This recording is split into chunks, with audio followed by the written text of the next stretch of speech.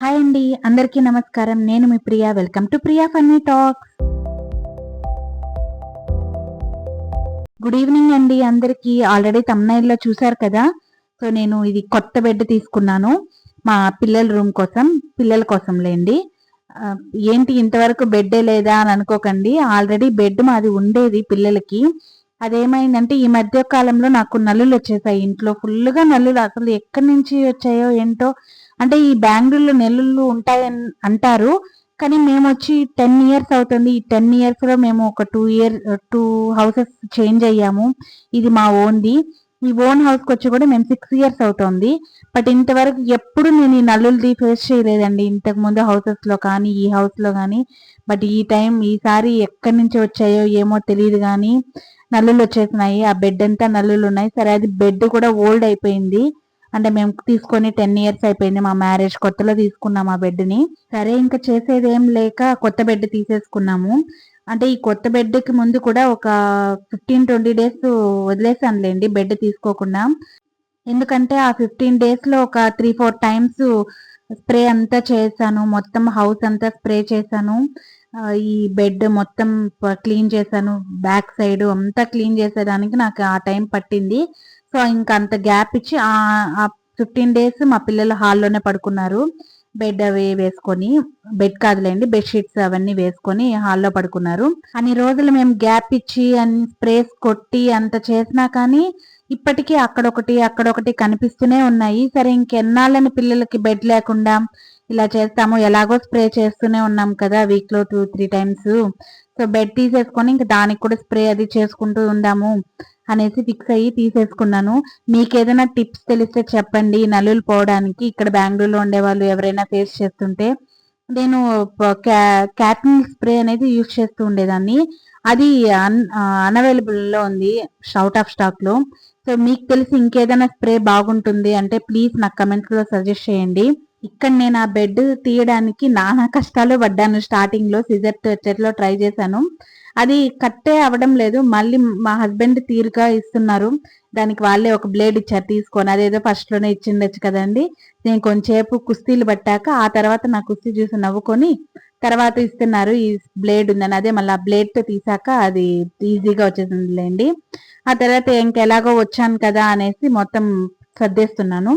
ఇవన్నీ bed sheets అన్నీ change చేసేసి నీట్‌గా వారానికి 2, 3 టైమ్స్ ఇంతకుముందు వారంలో ఒక్కసారి ఉతికితే సరిపోతుండేది బెడ్ షీట్స్ చేంజ్ చేసి. ఈ నల్లుల పుణ్యమా అని వీక్‌లో 2, 3 టైమ్స్ బెడ్ షీట్స్ చేంజ్ చేయడము, హాట్ వాటర్‌లో వాష్ చేయడము, పైకి తీసుకెళ్ళి ఆరేయడము. అబ్బా! అబ్బా! టార్చర్ చూస్తున్నానండి నిజంగా. ఎక్కువ లేవు ఇప్పుడు అది బెడ్ పడేసిన తర్వాత స్ప్రేస్ అంతా కొట్టిన తర్వాత. కానీ పోవడం లేదు. కంప్లీట్‌గా పోవడం లేదు. అక్కడక్కడ కనిపిస్తూనే ఉన్నాయి. ఈ నల్లులతో నాకు పిచ్చి పిచ్చి లేస్తుంది నిజంగానే. ఎనీవే ఇంకా ఏం చేయలేం దాంతో వేగడం తప్ప. నాకది అర్థమయింది. సో, ఇంకా వచ్చాం కదా! ఈ పిల్లల కిడ్స్ రూమ్ నిజంగా అసలు ఎన్ని సార్లు క్లీన్ చేసినా మళ్ళీ ఒక 1 అవర్‌కి మామూలే. ఎక్కడివక్కడ పడేస్తారు. అక్కడికి ఆర్గనైజ్ చేయడం నేర్పిస్తున్నాను. చెప్తున్నాను ఎక్కడివి తీసినవి అక్కడే పెట్టేయండి అని. మళ్ళీ మళ్ళీ మమ్మీ చేసుకోవాలి కదా! ఆహా! ఏమైనా చెప్పని ఆ టైంకి చెప్పిన టైంకి ఓకే మమ్మీ అంటారు. లేదా చెప్పిన వెంటనే చేసేస్తారు. ఇంకంతే మళ్ళీ మామూలే. అదేదో అంటారు కదా! యథా రాజా తథా ప్రభ అని.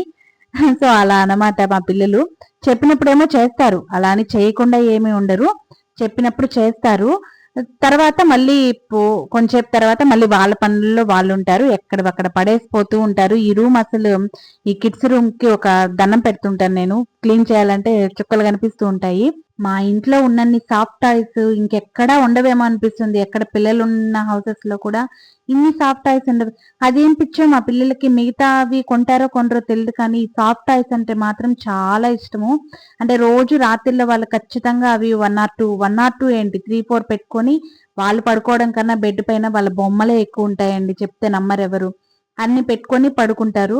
సో, అందుకనే ఏమో చాలా ఇష్టం వాళ్ళకి. బయట ఎక్కడికైనా వెళ్ళామంటే కూడా ఇంకా వేరే బొమ్మల కన్నా గూడా సాఫ్ట్ టాయ్స్ తీసుకోవాలంటేనే ఇష్టపడతారు. అవి నాకేమో అవి పెట్టుకోవడానికి ప్లేస్ సరిపోవడం లేదు. ఎక్కడ బెడ్ పైన పెడితే బెడ్ అంతా అవే సరిపోతున్నాయి. ఇది యాక్చువల్‌గా మేము ల్యాప్‌టాప్ కోసం అనేసి మా హస్బెండ్ వర్క్ చేసుకుంటారని ఇక్కడ ఆ విధంగా అరేంజ్ చేసుకున్నాం. లేదా వీళ్ళు చదువుకోవడానికైనా పనికొస్తుందని.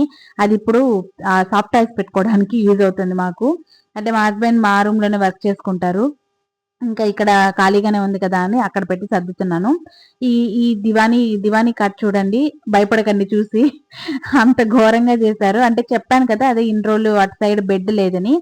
ఇటు సైడ్ దివానీ ఉండే బెడ్‌ని దానిపైన వేశాము. పెద్ద మంచం పైన. ఈ దివానీ దొరికిందనేసి దానిపైన కూర్చొని రాసేది, బొమ్మలు రాసిన తర్వాత పెన్సిల్స్ అన్నీ పడేసేసి అదే చెప్తుంటే అక్కడికక్కడే చెప్పినప్పుడు పెట్టేసుంటారు. మళ్ళీ ఎక్కడ అక్కడ పడేసుంటారు. ఆ ముందు రోజు రాయమన్నాను హోంవర్క్స్ అవి కొన్ని ఉన్నాయని. సో, ఆ రాయమనిన దానికి ఇంత రచ్చ చేసి పెట్టారు. సో, ఇంకెలాగో ఈ బెడ్ కోసం అనేసి వచ్చాను కదా! ఈ రూమ్‌లో అనేసి మొత్తం సర్ది తీసేస్తున్నాను. కంప్లీట్‌గా మొత్తం తుడిచేసి ఇంకా ఈ దివానీ కూడా ఇక్కడ సర్దేస్తున్నాను. ఈ దివానీ యాక్చువల్‌గా ఎందుకుందంటే మా ఇంట్లో మేము ఫస్టు ఉన్నప్పుడు అంటే నేను, మా హస్బెండ్ మేమిద్దరమే ఉండేటప్పుడు తీసుకున్నాము. ఆ తర్వాత మాకు ఇంకొక నెక్స్ట్ హౌసెస్ మారినా కానీ మేము డబుల్ బెడ్‌రూమ్ అలా ఉండే వాటిలో వెళ్ళాము. అక్కడ మాకు బెడ్‌రూమ్స్‌లో బెడ్స్ అవి ఉండేటివి. ఈ దివానీ ఏంటంటే అప్పటినుంచి మాతో పాటు వస్తుంది. ఇక్కడేంటంటే హాల్‌లో మాకు సోఫా ఉంది. ఇంక ఈ దివానీ ఎక్కడేయాలో మాకు అర్థం కాల. అదెలాగో ఇక్కడ ఈ పిల్లల రూమ్‌లో వేసి పెడితే ఎవరైనా గెస్ట్స్ వచ్చినప్పుడు అలా పడుకోవడానికి ఉంటుంది అనేసి సో, ఇక్కడ ఇలా సెట్ చేసాం. అది అయిపోయిన తర్వాత ఇంకా అదే బుక్స్ దగ్గరకొచ్చాను. ఇంకా బుక్స్ అన్నీ అటు సైడ్ దివానీ పైన ఎట్లంటే అటు పెట్టేసున్నారు కదా! ఇక్కడ కూడా అంతే. పైన ఉంటాయి బుక్స్. సో, వాళ్ళకి అందవు. వస్తారు చైరేసుకుంటారు. ఎక్కడ తీసేసినామా దాని పైన మళ్ళీ నీట్‌గా ఆర్గనైజ్ చేయరు. పైన పెట్టుకుంటూ వెళ్ళిపోతుంటారు. అది అందుకనేసి ఇంకా మొత్తం ఇవన్నీ కూడా తీసి కంప్లీట్‌గా నీట్‌గా సర్దుదాము అని ఎత్తుకున్నా. ఎప్పుడు కూడా పని అంటే ఒక్కటి దగ్గర నుంచి స్టార్ట్ చేస్తే అది పోతూనే ఉంటుందండి. నాకేనా మీ అందరికి కూడా ఇలాగేనా? కానీ ఒక రకంగా ఇలా చేసుకుంటేనే మంచిదిలెండి. ఒక పనితో స్టార్ట్ చేస్తామా సో క్లీనింగ్ అనుకుంటూ అట్లా క్లీన్ అయిపోతుంది. రూము నీట్‌గా ఉంటుంది. అఫ్‌కోర్స్ చేసేటప్పుడు కొంచెం కష్టంగా అనిపించినా కానీ, చేసేసిన తర్వాత ఆ రూమ్ చూసుకుంటే, అబ్బా! మనసుకి ఎంత ప్రశాంతంగా ఉంటుందో. నేనైతే నిజంగానే ఒక 3, 4 టైమ్స్ మళ్ళీ వెళ్లి ఆ రూమ్‌లోకి చూసుకుంటూ ఉంటాను. మీలో కూడా ఎవరైనా ఇలా ఉన్నారా చెప్పండి నాకు. ఆ రూమ్ అంతా క్లీన్ చేసిన తర్వాత ఒక వైబ్ అనేది ఏదో ఉంటుందంటారు కదా! సో, నాకలా అనిపిస్తూ ఉంటుంది. చాలా బాగా అనిపిస్తుంది నాకు రూమ్ క్లీన్ చేసిన తర్వాత వెళ్ళడానికి. మీతో మాట్లాడుతూ నేనసలు చెప్పడమే మర్చిపోయాను. మేము తీసుకున్న బెడ్డొచ్చి డ్యూరోఫ్లెక్స్. అది లైవ్ ఎయిర్ బూస్ట్ అంటండి. అది బావుందని రివ్యూస్ అంతా చూస్తే అది బానే ఉందనొచ్చింది. మాకు ఆ బెడ్ అరౌండ్ 11,000 పడింది. అరౌండ్ 11,000 10,500 - 11,000 అరౌండ్ పడిందిలెండి. Something change. అది బావుందనేసొచ్చింది. సైజొచ్చి 75/48 6 ఇంచు. అంటే ఎవరికైనా యూజ్ అవుతుందనేసి చెప్తున్నాను. బావుంది. రివ్యూస్ అంతా 4.3 అరౌండ్ ఉండే. అమెజాన్‌లో తీసుకున్నాను నేను. అంటే మరీ సాఫ్ట్‌గా లేదు. కూర్చుంటే కిందకెళ్ళిపోవడము, స్ప్రింగ్ లాగా అలా లేదు. అట్లనే మరీ హార్డ్‌గా లేదు. పిల్లలకి చాలా బావుంటుంది. నాకెందుకో అంతగా స్ప్రింగ్ బెడ్స్ నచ్చవు. ఎందుకంటే అవి కూర్చుంటే కిందకెళ్ళిపోవడము, బ్యాక్ పెయిన్ చాలా వస్తుంది. బ్యాక్ పెయిన్ ఉండేవాళ్ళు అస్సలు తీసుకోవద్దండి అంటారు. మేము మా రూమ్‌కి కూడా బెడ్ అప్పుడు కస్టమైజ్ చేసి మరీ తీపించుకున్నాము. బ్యాక్ పెయిన్ ఇష్యూస్ ఏమైనా ఉంటాయి కదండీ! ఇంకా 30+ అంటేనే వచ్చేస్తున్నాయి ఇప్పుడు. సో, మేము తీసుకునింది coir orthopaedic foam bed. So, మీరు ఎవరైనా కావాలంటే ట్రై చేయండి. సో, ఇక్కడ అదే చూపిస్తున్నాను. మొత్తం కంప్లీట్‌గా సర్దేసి ఆ బెడ్ షీట్స్ నాకెందుకో నచ్చలే. ఇవి బావుంటుందనిపించింది. ఇవి ఫిట్టెడ్ బెడ్ షీట్స్. ఇది కూడా నేను ఫ్లిప్‌కార్ట్‌లో తీసుకున్నాను. సో, ఫైనల్‌గా దీంతో సర్దేసి మొత్తం కంప్లీట్ చేశానండి. ఇలా చూసుకున్నాక నాకు నాకే చాలా హ్యాపీగా అనిపించింది. అబ్బా! ఎంత క్లీన్‌గా ఉంది. శభాష్ ప్రియా అనేసి నాకు నేనే అనుకున్నాను. సో, నేనిలా ఈ పనిలో ఉంటే ఇక్కడ ఎందుకు చూపిస్తున్నానంటే వర్షం అండి. ఆ రోజు మాకు ఫుల్లు వర్షం పడింది. టైం యాక్చువల్‌గా ఆఫ్టర్‌నూన్ 3:30 అవుతుంది. క్లైమేట్ చూసారా ఎలా ఉందో? అదొచ్చి లైట్ అన్నమాట. అప్పుడే లైట్ ఏసేసారు స్ట్రీట్ లైట్స్. ఇక్కడ లోపలేమో అసలు ఏమీ కనిపించడం లేదు. అంత మబ్బెక్కేసి ఫుల్లు వర్షం పడిందిలెండి ఆ రోజు.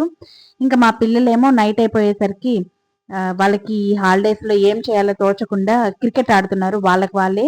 ఐపీఎల్ పిచ్చి భలే పట్టిందండి ఐపీఎల్ పిచ్చి. రాత్రి పగలు ఐపీఎల్ చూస్తూనే ఉంటారు. ఈవినింగ్ అయిందంటే చాలు ఆన్ చేసేస్తారు. కంటిన్యూగా ఆడడము, చూడడము, దాని గురించి డిస్కస్ చేయడము. అన్నా చెల్లి మా పాపకు కూడా ఇంతకుముందు ఉండేది లేదు తనకి ఈ ఐపీఎల్ అంటే ఇంట్రెస్టు. ఇప్పుడు బాగా ఇంట్రెస్ట్ వచ్చింది. ఇంకా 24/7 వాళ్ళక్కడ ఆడుతుంటే వాళ్ళని చూస్తూ వీళ్ళు పోజెస్ నేర్చుకోవడము, అవన్నీ చేస్తున్నారు. ఇంకేం మెయిన్ క్రికెట్ నేర్చుకుంటారో లేదో తెలియదు. ఆడటం అంటే మళ్ళీ నార్మల్ గా ఏం ఆడరు, టాస్ దగ్గర నుంచి స్టార్ట్ చేసి కంప్లీట్ గా ఆడుతారు. సో ఇదండి ఇవాల్టి నా వ్లాగ్. మీ అందరికీ నచ్చినట్టయితే ప్లీజ్ లైక్ చేయండి, కమెంట్ చేయండి, షేర్ చేయండి, సబ్స్క్రైబ్ చేయడం మర్చిపోకండి. Bye bye.